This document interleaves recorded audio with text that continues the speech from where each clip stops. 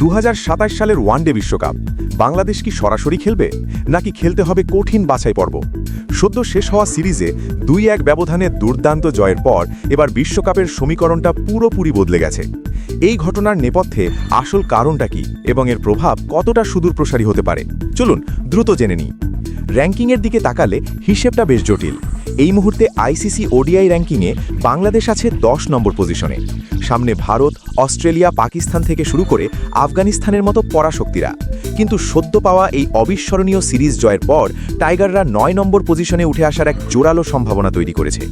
Automatic কোয়ালিফিকেশনের জন্য এই 9 নম্বর স্পটটাই এখন বাংলাদেশের লাইফলাইন।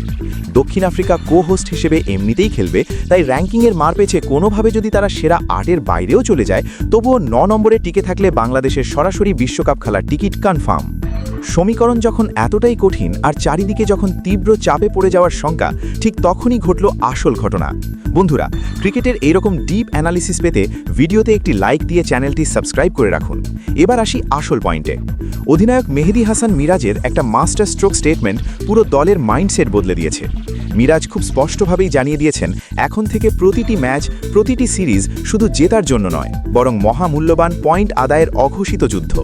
আমার সোজাসাপটা অপিনিয়ন হলো, এই অ্যাগ্রেসিভ আর পয়েন্ট ফোকাসড মাইন্ডসেটটাই বাংলাদেশের সবচেয়ে বড় টার্নিং পয়েন্ট হতে যাচ্ছে। এতদিন দল শুধু সাময়িক সিরিজ জয়ের কথা ভাবত, কিন্তু এখন টার্গেট হলো লং টার্ম ভিশন।